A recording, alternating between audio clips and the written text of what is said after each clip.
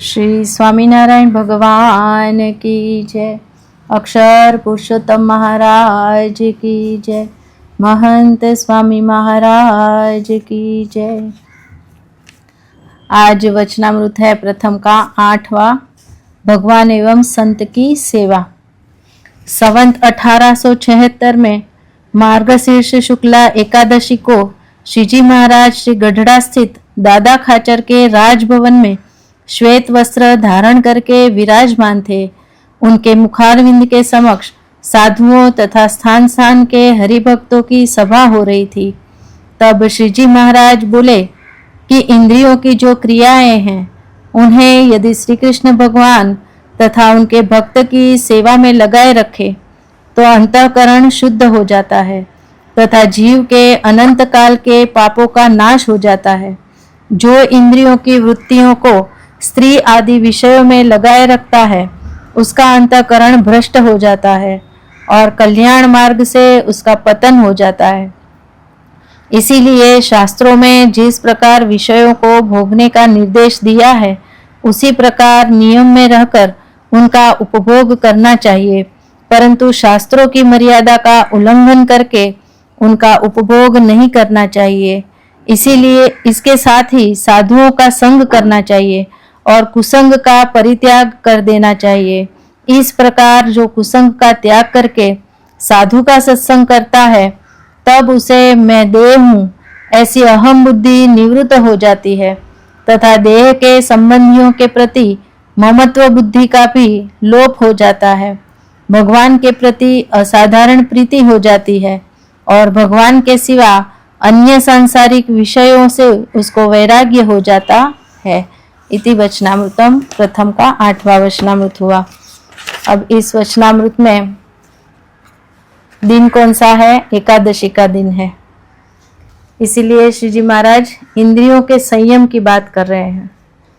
मध्य का 8वां वचनामृत भी एकादशी का ही वचनामृत है, जिसमें श्रीजी महाराज ने एकादशी किस तरह करनी है उसकी रीत बताई है। उसमें भी यही कहा है कि इंद्रियों का संयम और अंतःकरण का संयम हो तो ही वह सच्ची एकादशी है। तो यहाँ भी श्रीजी महाराज कहते हैं कि इंद्रियों की जो क्रिया है उसे भगवान और भक्त की सेवा में रखते हैं तो अंतःकरण शुद्ध होता है। तो हमें विचार आएगा कि अंतःकरण शुद्ध क्यों करना है, अंतःकरण शुद्ध की शुद्धि से क्या लाभ है?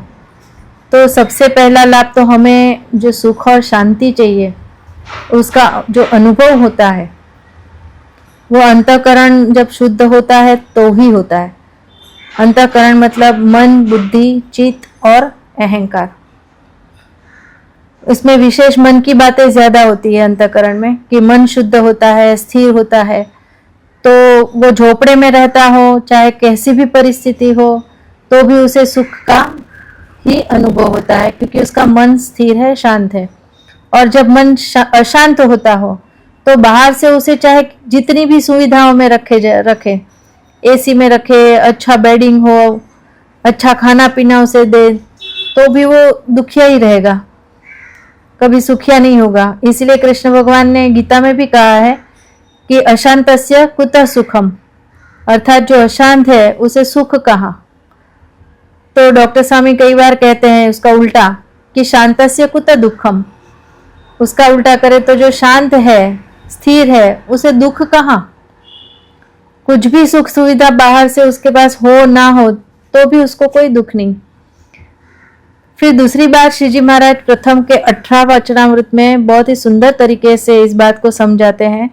श्रीजी महाराज कहते हैं कि अगर अंतःकरण शुद्ध होगा तो भगवान की अखंड स्मृति रह सकती है। तो अखंड स्मृति के लिए भी अंतःकरण का शुद्ध होना ये अति आवश्यक है। तो भगवान की अखंड स्मृति से क्या लाभ है ये तो हमने आगे पहले जब भी हमने प्रथम का पहला वचनामृत किया तब हमने सारे लाभ जाने ही हैं। फिर भी एक बार रिपीट करते हैं कि पहला लाभ तो ये है कि अखंड वृत्ति चिंतामणि है ना। तो जो चाहते हैं वो मिलता है। प्रथम के पहले वचनामृत में कहा, प्रथम के 23 में कहा कि आत्मारूप होकर परमात्मा की भक्ति करनी है। ये स्थिति की बात जो करी है, ऐसी स्थिति कहाँ कैसे आएगी? तो भगवान में अखंड वृत्ति रहने से वो प्राप्त होती है। प्रथम के 24 में ज्ञान की स्थिति की बात हुई थी, तो वो भी भगवान में अखंड स्मृति, अखंड वृत्ति रहती है, तभी ज्ञान की स्थिति कही गई है। मध्य के 48 में श्री जी महाराज ने कहा कि भगवान में अखंड वृत्ति है तो वह परम पद को पा चुका है, उसे उसके गर्भवास, लक 84 सब कुछ टल गया है, वो तो कृतार्थ हुआ है। इतने सारे लाभ अखंड वृत्ति के बताए हैं, पर अखंड वृत्ति का उपाय एक ही है, इंद्रिय अंतःकरण शुद्ध होंगे तो अखंड स्मृति भी रहेगी। वेदांत में भी कहा है कि आहार शुद्धो सत्व शुद्धि, सत्व शुद्धो ध्रुवान स्मृति ही। आहार शुद्ध यानी इंद्रियों के आहार शुद्ध करने हैं, और इंद्रियों के आहार शुद्ध होंगे तो सत्व शुद्ध होंगे। सत्व यानी अंतःकरण, सत्व शुद्धि होगी तो ध्रुवान स्मृति ही, अखंड भगवान की स्मृति रह सकती है, जो खंडित ना हो, स्थिर रहे, ऐसी अखंड वृत्ति। तो अंतःकरण शुद्ध कैसे हो, इसका उपाय श्री जी महाराज यहाँ बताते हैं। जैसे अलग अलग शुद्धि के लिए अलग अलग साधन होते हैं, है ना। जैसे बाहर मैदान साफ करना हो तो वो ये सादा झाड़ू काम नहीं करता है, उसके लिए वो बड़े कांडी वाला झाड़ू इस्तेमाल करना पड़ता है।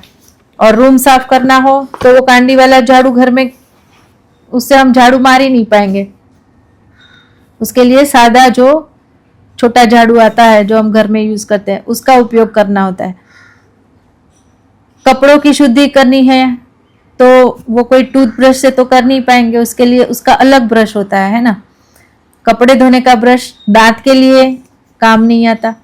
उसी प्रकार शरीर शुद्ध करना है तो उसका साबुन अलग और कपड़े धोने का साबुन अलग होता है। फिर और इसमें अगर हम आगे जाएं तो हम देखते हैं कि दांत में जब खाने के बाद कुछ फंस जाता है तो सुख नहीं आता, है ना। ध्यान वहीं रहता है, जीभ भी वहीं पर उसे निकालने में बिजी रहती है, बार बार चैन ही नहीं पड़ता है जब तक वो निकले नहीं।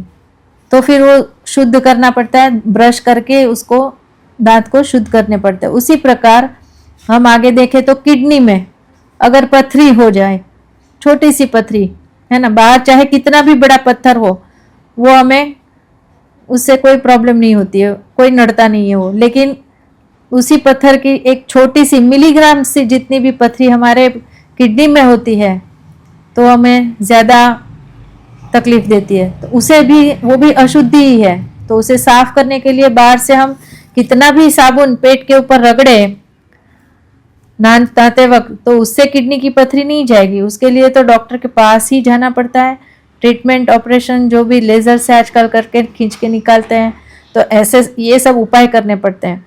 अब इससे आगे बढ़े, हृदय में ब्लॉकेज होता है तो वो भी अशुद्धि है, उसे निकालने के लिए भी फिर बाईपास है, स्टैंड बिठाना, जो भी आगे पद्धति है अलग अलग वो शुद्धि की करनी पड़ती है। तो उसी तरह यहाँ पर श्री जी महाराज कहते हैं कि अंतःकरण शुद्ध कैसे हो। वो तो कोई बाहर से झाड़ू मारने से भी नहीं होगा, महंगे साबुन से नहाने से भी नहीं होगा, लेजर ट्रीटमेंट, बाईपास, इनमें से कोई साधन से भी अंतःकरण की शुद्धि तो होती नहीं है। तो अंतःकरण की शुद्धि का उपाय बताया है श्री जी महाराज ने कि इंद्रियों की क्रियाओं को भगवान और भगवान के भक्त की सेवा में रखें तो उसका अंतःकरण शुद्ध होता है। क्योंकि अंतःकरण में कचरा भरा है तो हमें विचार आएगा कि ये कचरा आया कहाँ से। जैसे हम कभी 10-15 दिन के लिए घर से बाहर जाते हैं, सारी खिड़की दरवाजे बंद करके, है ना, सब कुछ साफ सफाई करके, सब कुछ ढक कर अच्छी तरह से सब कुछ समेट कर जाते हैं। लेकिन फिर जब वापस आता है, जैसे ही दरवाजा खोलते हैं तो फर्श पर धूल की पतली लेयर जमी होती है, जैसे हमारे फुटप्रिंट छप जाए उसके ऊपर। तो हम तुरंत बोलते हैं या मन में भी विचार आता है कि सब कुछ बंद है फिर भी ये धूल आ कहाँ से रही है, कहाँ से आई है ये इतनी। तो इसका उत्तर भी श्री जी महाराज ने मध्य के दूसरे वचनामृत में समझाया है कि ये कचरा कहाँ से आया है। तो पूर्व जन्म में हमने जो संकल्प विकल्प किए और उन संकल्प विकल्पों को इंद्रियों के द्वारा हमने भुगता, और जब भुगतते हैं तब वो हमारे अंदर अंतःकरण में प्रवेश करते हैं। तो पूर्व जन्म में भी जो हमने इंद्रियों के द्वारा विषयों को प्रवेश दिया है वही इस जन्म और इस जन्म में भी वो शुरू ही है।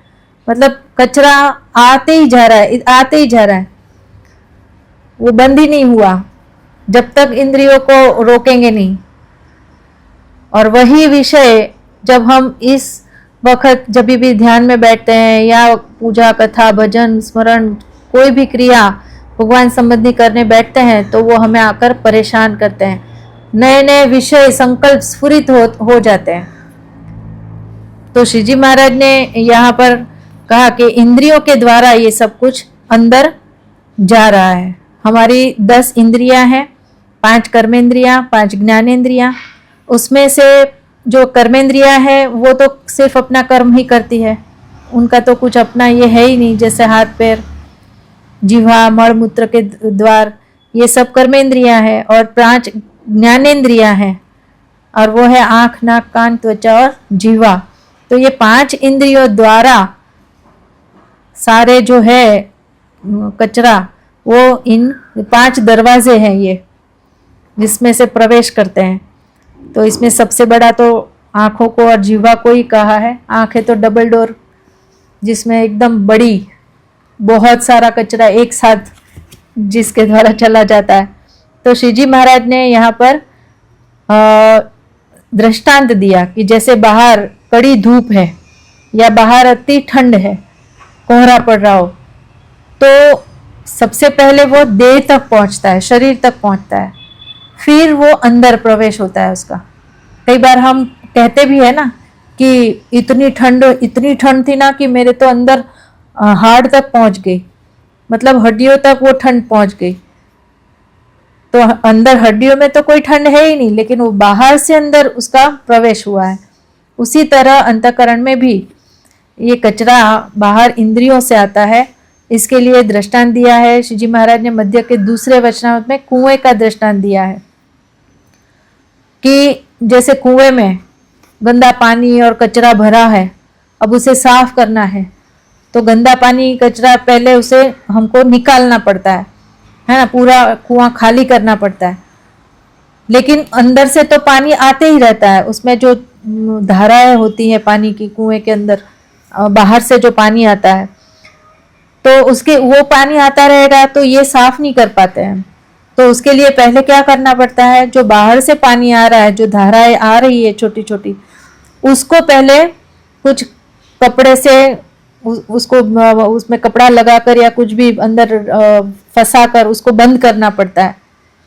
एक बार सारी धाराओं को बंद कर दी, फिर कुआं साफ कर देते हैं और फिर जब उसको निकाल देते हैं कपड़ों को, फिर उसके अंदर अच्छा पानी आना शुरू होता है और कुआं अच्छे पानी से भरता है। उसी प्रकार ये जो 5 द्वार है ना, इनको पहले डाटा लगाना है, उनको पहले रोकना है।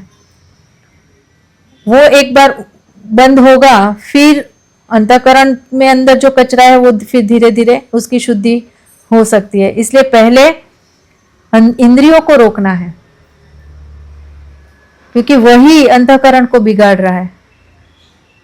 प्रथम के 18वें वचनामृत में भी एकदम डिटेल में इसकी मीमांसा श्री जी महाराज ने करी है कि अगर इंद्रियां अपना आहार शुद्ध ना करे, आहार मतलब खाली हम जो खा रहे हैं वही आहार नहीं है, लेकिन सारी इंद्रियों के अपने अपने आहार है। आंख को रूप का आहार है, कान को शब्द का आहार है, त्वचा को स्पर्श का आहार है, जीवा को स्वाद का आहार है। तो ये 5 जो है इसमें से केवल एक ही इंद्रिय, श्री जी महाराज कहते एक इंद्रिय का भी आहार मलिन हुआ तो पूरा अंतःकरण भी मलिन हो जाता है। 5 इंद्रियों की मलिनता नहीं, 5 तो मलिन ही, लेकिन कितनी भी अच्छी करी हो, शुद्ध करी हो, लेकिन एक मलिन हुई ना तो फिर अंतःकरण मलिन हो जाता है। इसलिए भगवान के भक्त को भगवान के भजन में जो भी विक्षेप आ रहा है उसका कारण तो ये 5 इंद्रियां और उनके विषय ही है, पर अंतःकरण नहीं है। अंतःकरण को तो श्री जी महाराज कहते हो तो बेचारा निर्दोष है, एकदम भला भला एकदम डाया बोलते हैं वो, कि उसका तो कोई दोष ही नहीं है। तो ये 5 इंद्रियां जो 5 विषय की तरफ दौड़ रही है यही कारण है विक्षेप का, और दूसरा कोई कारण नहीं है। तो इंद्रियों के आहार सिर्फ हमें बदलने हैं, उसको मोड़ना है बस। आहार के बिना तो कोई इंद्रियां रह भी नहीं पाएगी, इंद्रियों को आहार तो देना ही है। लेकिन लोया के 6 में श्री जी महाराज कहते हैं कि भगवान संबंधी आहार देना है तो बुद्धि में प्रकाश होगा, और जगत संबंधी आहार देंगे तो बुद्धि में अंधकार व्यापेगा, मतलब अंतःकरण में अंधकार फैलता जाएगा। तो इस तरह जो बाहर से आता है उसे पहले हमें बंद करना पड़ेगा। अब बंद करने के लिए कोई नाक कान के अंदर हम रुई डालकर बैठ जाए ऐसा तो हो नहीं सकता है, आंखों पे पट्टी बांध कर बैठ जाए ऐसा भी नहीं हो पाएगा, है ना। भूखे तो रह ही नहीं सकते, क्योंकि विषय के बिना तो ये जीव प्राणी मात्र कोई नहीं रह सकता, उसके प्राण भी नहीं टिकेंगे विषय के बिना।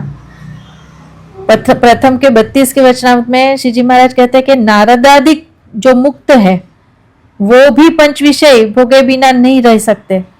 समाधि में हो तब तक ठीक है, लेकिन समाधि में से जागने के बाद भी उनको भी खाना पीना, शौच जाना, सारी क्रिया ये सब करनी पड़ती है, उसके बिना कोई नहीं रह सकता। तो विषय के बिना तो देह टिकेगा ही नहीं, लेकिन किस तरह भुगतना है उसका मार्गदर्शन यहाँ श्री जी महाराज ने कहा कि जिस प्रकार शास्त्र में विषयों को भोगने का निर्देश दिया गया है उसी प्रकार नियम में रहकर उसे भुगतना है। एक विवेक सिखाया है, एक मार्गदर्शन दिया है कि जगत संबंधी विषयों को कैसे भुगतना है और अंतःकरण को कैसे रखना है। तो इंद्रियां सारी पहले से ही जगत की ओर ही दौड़ती आई है, अनंत जन्म का उसका ढलान ही वो रहा है, तो वो तो उसी तरफ दौड़ेगी। श्री जी महाराज ने अंत्य के 8 में कहा है, पेज नंबर है 584, इसमें श्री जी महाराज कहते हैं कि इंद्रियों को जिसने वश में नहीं किया, 584 में है जो बड़ा पैराग्राफ है पहला वाला ही, इसमें कहते हैं श्री जी महाराज कि जिसने वश में नहीं किया है वह भगवान और उनके भक्त के साथ रहता हुआ भी दुखी ही रहता है। अब महंत स्वामी महाराज के साथ ही रहता हो, हाँ 24 घंटे उनके साथ उठता बैठता खाता पीता है, लेकिन इंद्रियों का अगर वश में नहीं किया है, उसे ऐसी खुली छोड़ रखी है, तो फिर श्री जी महाराज कहते हैं कि भगवान के साथ भक्तों के साथ भी रहता होगा ना तो भी वो दुखी ही रहेगा, क्योंकि जिसने अपने इंद्रियों को नहीं जीता है उसे कहीं सुख नहीं होता। और भगवान की भक्ति करने पर भी इंद्रियों की वृत्तियां जब विषयों के प्रवाह में बहती है तब उस भक्त के हृदय में अति दुख होता है। अतः अपनी समस्त इंद्रियों को जीतकर वश में करने वाला ही हमेशा सुखी रहता है। तो यहाँ पर श्री जी महाराज ने इंद्रियों को ही दुख का कारण बताया है कि जब इंद्रिया वश होगी तो ही वो सुख पाएगा।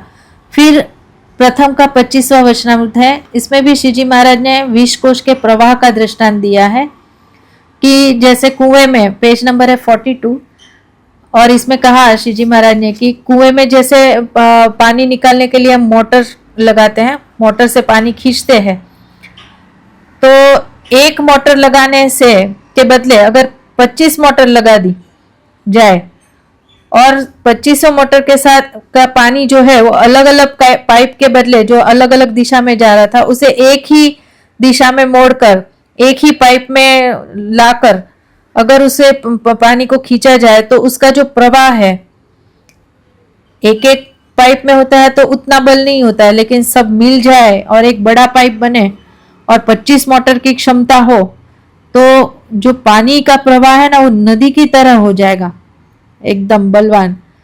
तो उसी प्रकार हमारी इंद्रियां हैं, उसके प्रवाह जगत संबंधी अलग अलग विषयों में दौड़ रही है, तो वहां से उसे हटाकर एक जगह पर भगवान और संत की तरफ मोड़ दे तो अपार बल आ जाता है जीव में, अंतःकरण में, जीव में। तो जैसे रेलवे में ट्रैक चेंज होते हैं ना, दोनों ट्रेन साथ में ही खड़ी होती है बाजू बाजू में ही, लेकिन जब वो सांधे वाला होता है जॉइंट जो पटरी को जो मोड़ता है ट्रेन को, वो खाली एक ऐसे डंडा हैंडल से खींचता है और ट्रेन शुरू होती है तो पटरी पर दोनों साइड में बाजू बाजू में एक ही जैसे खड़ी थी लाइन में, लेकिन जैसे ही उसने ट्रैक चेंज किया और ट्रेन पूरी मुड़ जाती है दूसरे ट्रैक पर तो पूरी दिशा बदल जाती है ट्रेन की। उसी तरह हमारी भी जो दिशा थी अब तक की माइक पंच विषय की तरफ ही हमारी इंद्रियां जा रही है अनादिकाल से, अनंत जन्म से। उसी तरह अनादिकाल से वो माया की तरफ ही, माइक विषयों की तरफ ही हमारा ढलान है। इसीलिए उसे मोड़ना, जैसे पटरी पर से ट्रेन मुड़ती है ना, उसी तरह उसको मोड़ना ये बहुत जरूरी है। लेकिन इतना आसान भी नहीं है मोड़ना, बहुत कठिन है। जैसे हम गुजराती में कहते हैं ना कि नेवानु पानी मोभे चढ़ावा जेवू, मतलब जो पानी गिरता है बारिश का तो छत पे से नीचे गिरता है टपक टपक। अब वो पानी को वापस ऊपर चढ़ाना हो तो कठिन है, पॉसिबल नहीं है। तो उसी प्रकार बहुत कठिन है इंद्रियों को वश करना। मध्य के 16वें वचनामृत में है, पेज नंबर 411 में मुक्तानंद स्वामी ने प्रश्न पूछा है कि विषयों की और इंद्रियों के तीक्ष्ण वेग को मिटाने का क्या उपाय है। तो श्री जी महाराज बोले कि इंद्रियों की तीक्ष्ण विषयोन्मुखता को मिटाने का यही उपाय है कि परमेश्वर ने त्यागी तथा गृहस्थ के लिए जिन जिन नियमों का प्रतिपादन किया है उनके अनुसार यदि सभी इंद्रियों पर बलपूर्वक अंकुश रखा जाए। यहाँ पर महाराज ने बलपूर्वक शब्द इसीलिए रखा है, जैसे अभी कहा ना कि उनको मोड़ना आसान नहीं है, क्योंकि अनादिकाल से वो विषय की तरफ ही मुड़ी हुई है, तो उसे मरोड़ना पड़ेगा। वो अपने सहज ही नहीं मुड़ेगी, बहुत बलपूर्वक, बहुत जोर जबरदस्ती इंद्रियों के साथ करनी पड़ेगी, बलात्कार करना पड़ेगा इंद्रियों के साथ, तब जाकर वो मुड़ पाएगी। तो अंकुश रखा जाए तो सहज ही इंद्रियों की तीक्ष्णता मिट सकती है। जब श्रोत्र, त्वक, चक्षु, रसना और घ्राणेन्द्रियों ये 5 इंद्रियों को यदि कुमार्ग पर नहीं जाने दिया जाए तो इंद्रियों के आहार शुद्ध हो जाते हैं और बाद में अंतःकरण भी शुद्ध हो जाता है। अतः वैराग्य का बल हो या ना हो तो भी यदि इंद्रियों को वश में करके परमेश्वर के बताए गए नियमों में रखा जाए तो जैसे तीव्र वैराग्य द्वारा विषय जीते जाते हैं, उससे भी नियम पालन करने वाला विशेष रूप से विषयों पर विजय प्राप्त कर सकता है।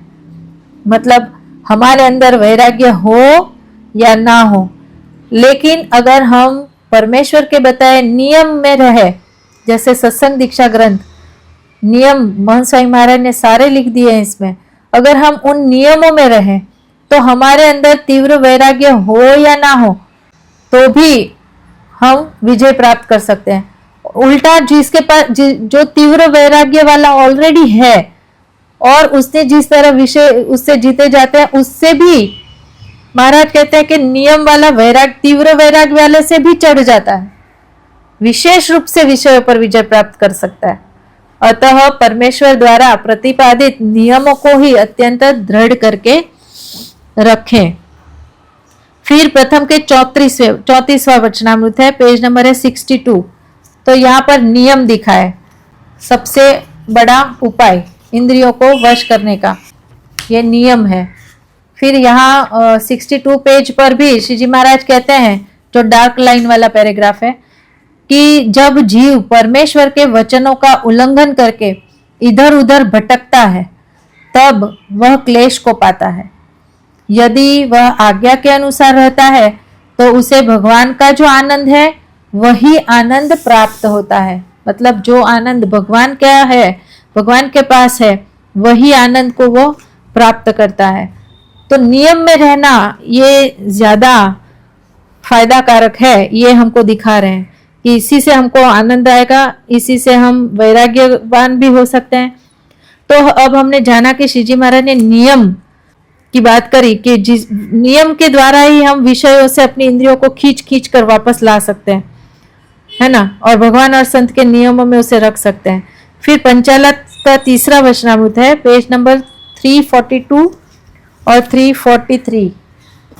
यहाँ पर श्री जी महाराज ने कहा कि रसिक भाव से भक्ति करना ये अच्छी बात है, जैसे गोपियों ने करी, है ना, कृष्ण के प्रति उनकी रसिक भक्ति थी, तो रसिक भाव से उन्होंने भगवान को भजा, अच्छी बात है। लेकिन रसिक मार्ग में भी अगर इंद्रियों नियम में ना हो तो कैसा प्रश्न खड़ा होता है वहां श्रीजी महाराज ने सांब का ये इस वचनामृत में दृष्टांत दिया, उदाहरण एकदम 342 में नीचे से उदाहरण आज जो चौथी पांचवी लाइन है उसमें श्रीजी महाराज यही बात समझा रहे हैं कि इंद्रियों का अगर संयम नहीं है तो भक्ति कर रहे हो ना तो उसमें भी किस तरह से विघ्न आ सकता है। ये बताया कि श्री कृष्ण भगवान की 16,100 स्त्रियां थी, वे जन्मांतर में अप्सराएं थी।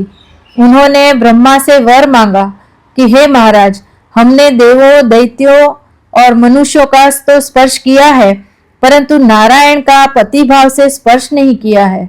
अतएव ऐसी कृपा कीजिए कि वे हमारे पति हों। तब ब्रह्मा ने कहा कि तुम सब तप करो, उसके फलस्वरूप नारायण तुम्हारे पति होंगे। इसके पश्चात उन्होंने भारी तप किया और फलस्वरूप उन पर अष्टावक्र ऋषि तथा नारद मुनि प्रसन्न हुए और उन्होंने वरदान दिया कि नारायण अब तुम्हारे पति होंगे अगले जन्म में। और इस प्रकार जन्मांतर में उन्होंने भारी तप करके श्री कृष्ण भगवान को प्राप्त किया था।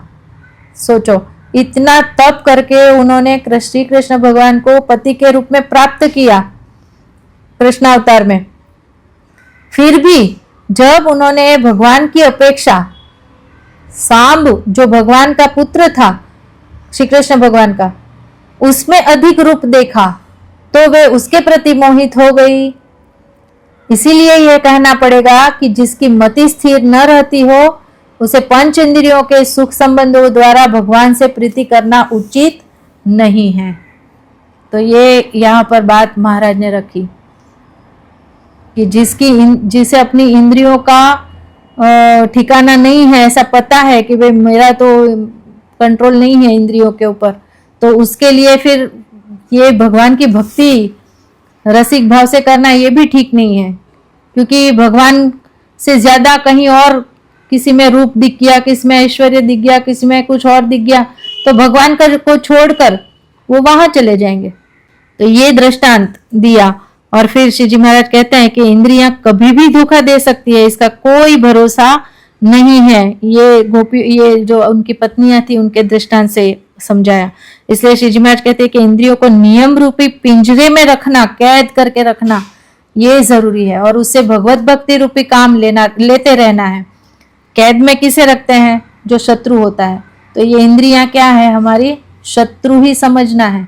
जेल में डालते हैं कैदियों को, फिर उससे क्या करवाया जाता है उनसे ढेर सारे काम करवाए जाते हैं ना, पत्थर तोड़ना, चक्की पीसना, ये वो जो भी सारे काम होते हैं वो करवाते हैं।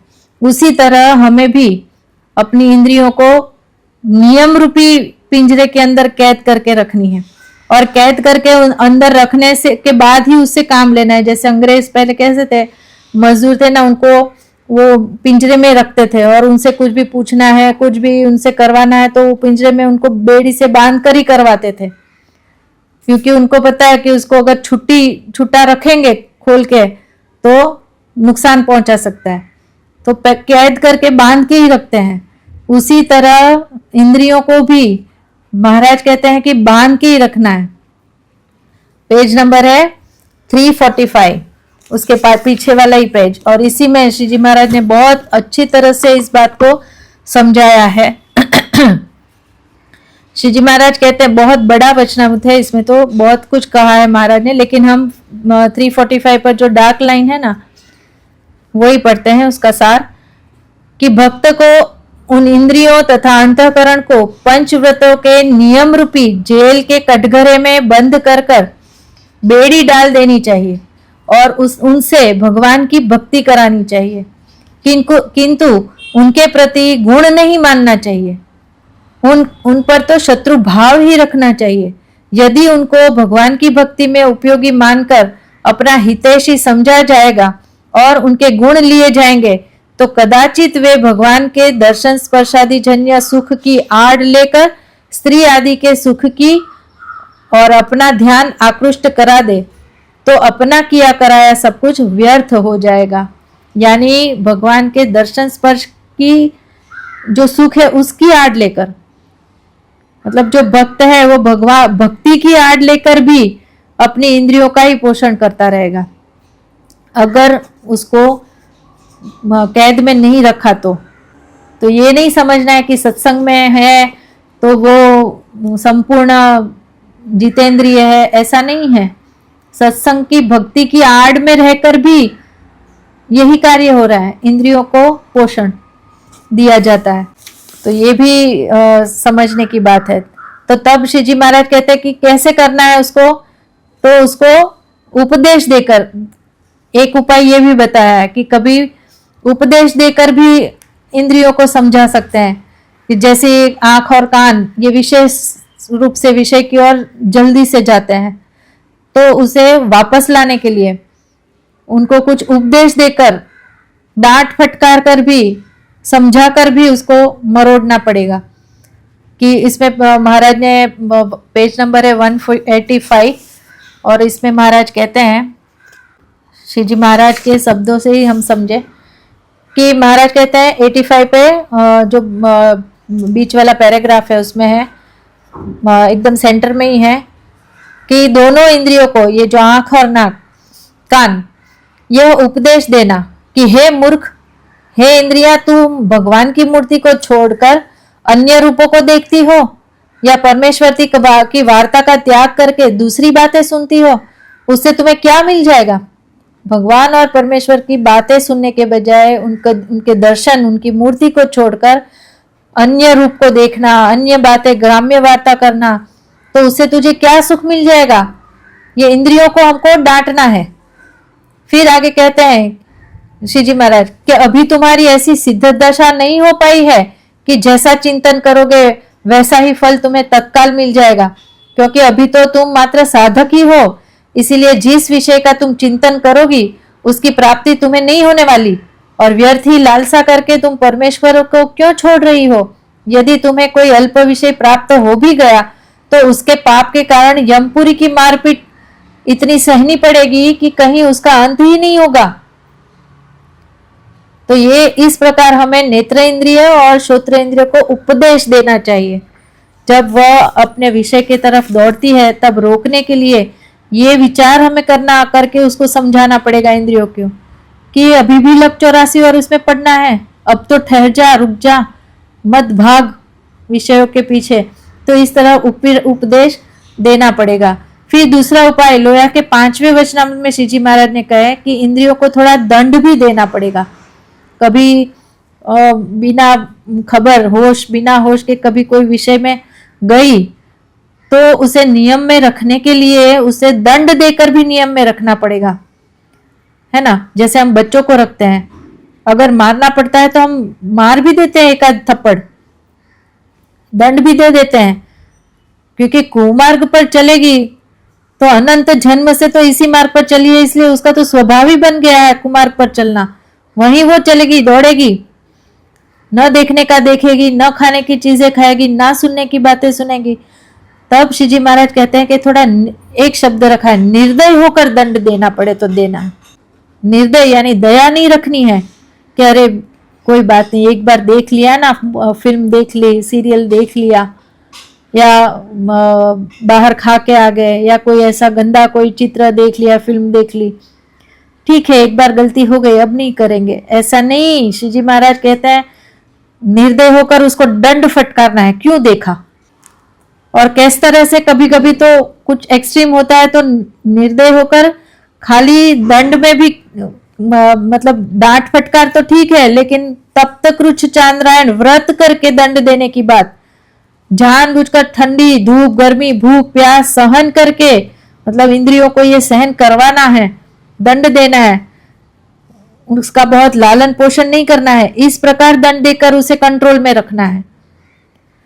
तब इंद्रियों पर हम कुछ अंकुश रख पाएंगे। तो लोया के 8वें वचनामृत में श्री जी महाराज ने जीवा की बात करी है, जीवा इंद्रिय की। श्री जी महाराज कहते हैं जीवा को वश कर लिया तो बाकी सारी वश हो गई, और जीवा को अगर छुट्टी खुली छोड़ रखी है तो फिर बाकी इंद्रियां भी उसके पीछे पीछे ही जाने वाली है। इसका अनुभव हम स्वयं कर रहे हैं कि जब एकादशी का निर्जला व्रत करते हैं, या अभी जिसने जिसने महंत व्रत किए हैं उनको अनुभव होगा कि एक पूरा दिन भूखे प्यासे खाए पिए बिना रहते हैं, शाम तक तो सारी इंद्रियां शिथिल हो जाती है एकदम। हाँ, एक आंखों से कुछ देखने का नहीं, नहीं अभी तो देखने का मूड नहीं है, मन नहीं कर रहा है ना। तो सारी इंद्रियां शिथिल हो जाती है। कहीं जाना हो नीचे तो अरे नहीं नहीं नहीं, मन नहीं कर रहा है, कुछ नहीं देखना है, ऐसा हो जाता है। तो 4 दिन निर्जला करे, 5 दिन निर्जला करी हो तो उसकी तो इंद्रियों में कोई बिल्कुल ताकत नहीं रहती है, बाकी इंद्रियों में। लेकिन फिर से जब पुष्ट होती है, आहार मिल जाता है, तो जैसे जीवा से स्वाद लिया, बाकी इंद्रियां भी आहार मिल जाता है, पुष्टि मिल जाती है और फिर से दौड़ने को तैयार। लेकिन खाने पीने में थोड़ा संयम रखें तो बाकी इंद्रियां भी संयम में रख सकते हैं। तो इस तरह अलग अलग उपाय श्री जी महाराज ने बताए हैं। अंत्य के 11 वचनामृत में भी वैराग्य, स्वधर्म, तप और नियम, ये 4 उपाय बताए। तो नियम तो हर एक वचनामृत में आएंगे। सारे प्रश्नों के उत्तर में नियम तो रखे ही हैं। नियम इंद्रियों को कंट्रोल में करने के लिए नियम तो रखने ही पड़ेंगे। तो आंखों से केवल भगवान और संत के दर्शन हो, कान केवल कथा सुने, जीवा भगवान का ही प्रसाद जिमे और भगवान के ही गुणगान गाए, महिमा गाए, त्वचा भगवान का स्पर्श करे, नासिका भगवान को चढ़े हुए पुष्प उसी की सुगंध ले। इस तरह ये 5 इंद्रियों के आहार शुद्ध होते हैं और इस प्रकार हमें इंद्रियों को के आहार शुद्ध करने हैं। तो श्री जी महाराज कहते हैं कि अंतःकरण भी शुद्ध हो जाता है।